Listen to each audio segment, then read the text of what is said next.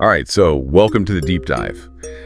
You guys are here, and I think the reason is you want to know what's up with Bitcoin, right? Like what's been going on, especially after, well, the November election. Yeah. The big one in the US. We got some really good stuff from you guys, data, articles, all that. And we really want to make sense of it all for you, especially if you're, somebody who's kind of new to all this. Yeah, absolutely. Think of it as like your crash course on what's been happening. So the time period we're talking about here is, everything that happened after the election in November, that crazy peak we saw back in January, and, where we are right now, which is mid-March. And the big question, the real head scratcher, is this. Bitcoin hit a record high after the election. So why are we suddenly talking about a bear market? What happened? That's what we're diving into. Okay, yeah, that's the $1 million question, or maybe the $100,000 question, depending on when you bought in. So let's go back to the beginning, right after, like you said, the election. It seems like a ton of people were like all in on Bitcoin right after Trump won. What was going on there? Yeah, the numbers are pretty wild. Okay, so in just those 3 months after the election, at least 20 million, totally new Bitcoin addresses were created. That's massive. To put that into perspective, that's 1.5%, literally 1.5% of all the Bitcoin addresses out there. It's like a flood of new people jumping into the pool. Wow, 20 million, that's a lot of people. In what, just 3 months? That's crazy. And it sounds like there was a real energy around it. People were, I don't know, kind of freaking out to get involved. You know what I mean? What was pushing them? What was driving that? You're right. It was like crypto fever, almost. People were super excited. And, well, it seems like that led to a lot of those newbies buying Bitcoin at prices that, looking back, might have been a bit too high. A lot of this buying frenzy, a lot of that energy, it happened as Bitcoin was climbing past that $100,000 mark. Right. And the momentum was crazy. People probably felt like they'd miss out if they didn't jump on board. Yeah, FOMO, right? Fear of missing out. But that feeling, that upward momentum, didn't last, did it? Because now we're hearing a lot about, a bear market. So what's the state of the market right now? Paint us a picture. Yeah, that initial rush, it's definitely gone. We're officially in bear market territory now. Right now, Bitcoin's trading at around $80,000. And what's really crazy and something to really grasp here is how quickly this all changed. It's down almost 25% from its peak back in January. That's a big drop, and it happened fast. Almost 25% in just a couple of months. Yeah, that's a huge swing.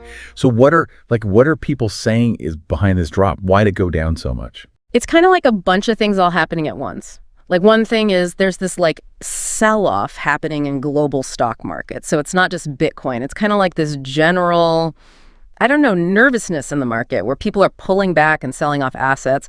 And then on top of that, there's all this talk about U.S. tariff policy and just how strong the U.S. economy really is. People are worried. And then the stuff you guys sent in also mentioned a tech sell-off, which is, adding to all this. And remember that record high back in January? I think it was $109,071. So yeah, we're pretty far from that now. Yeah, that's a long way down. It's kind of got to hurt for those who, jumped in after the election when things were looking so rosy. What's this doing to all those new investors, especially the ones who maybe, put in a lot of their savings or even borrowed money to invest? Yeah, this is where it gets interesting and maybe a little scary, especially for those people who bought in recently.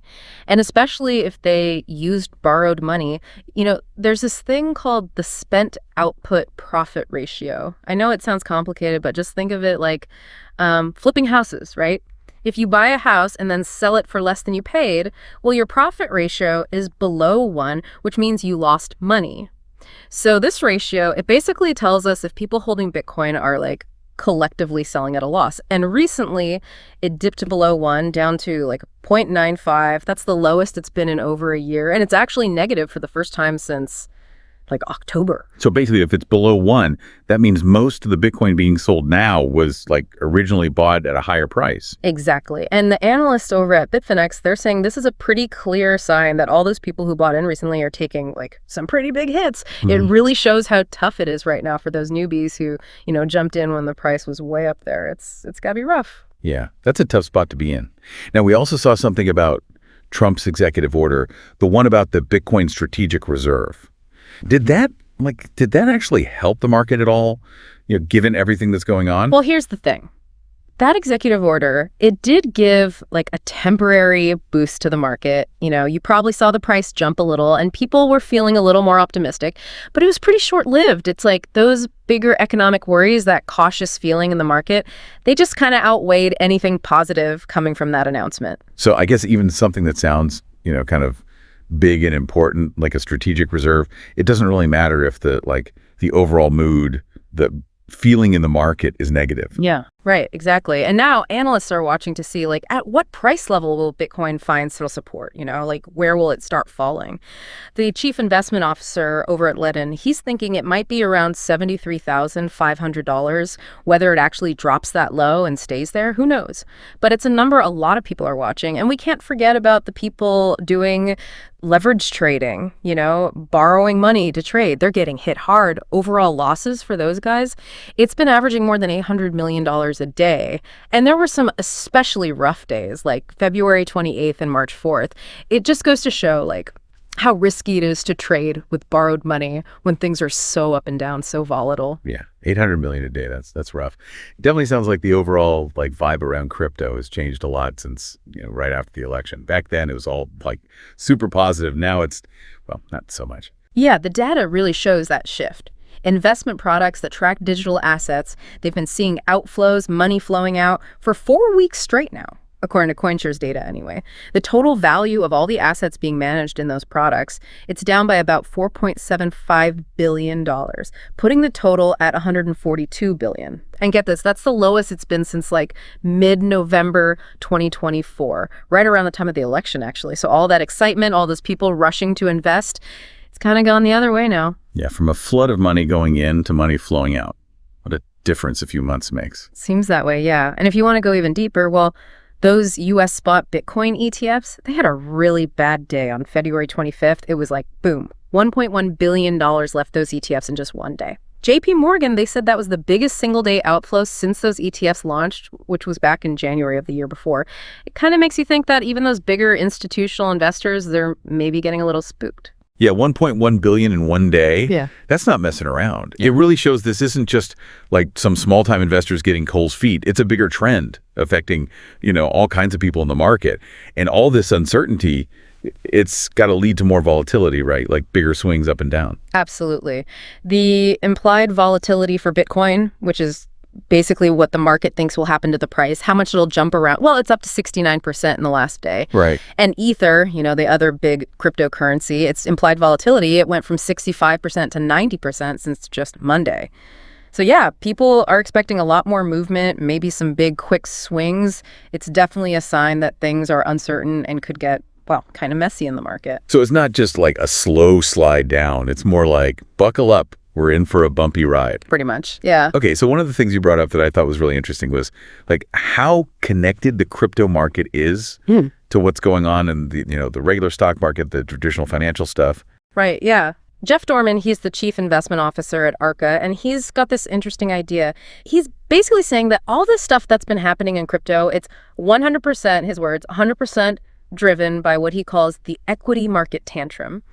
And he's comparing it to what happened back in late 2018, saying this might just be a little hiccup on the way to even higher prices.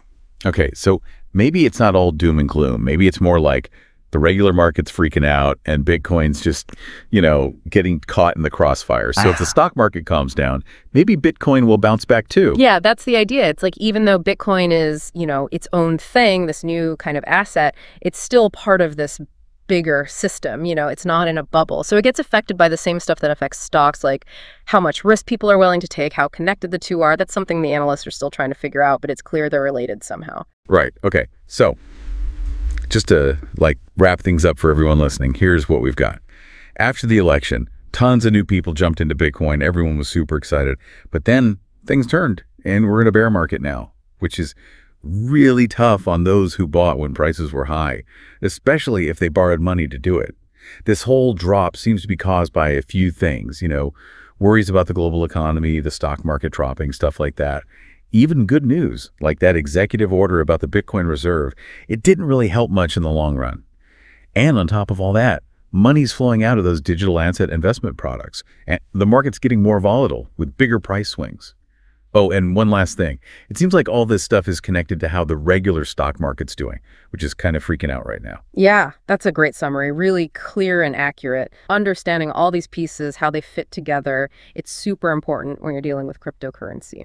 For sure. And it just shows, like, even though crypto feels kind of separate, its own world, it's still affected by the same big economic forces and feelings, the same overall mood that affects everything else. So, like, thinking about everything we've talked about, it makes you wonder, right? Like, what other big global events or policy changes, stuff we haven't even thought about yet, could have a big impact on Bitcoin and all the other digital assets? Because it's clearly not just about crypto itself, it's about everything else that's happening in the world too. Yeah, that's the big question, isn't it? It's like the relationship between crypto and the rest of the world, the economy, politics, it's always changing. And if you're in this market, well, you got to keep your eye on the big picture, not just what's happening with Bitcoin itself. Absolutely. All right, everyone, thanks for tuning in to The Deep Dive. We'll catch you next time. See ya.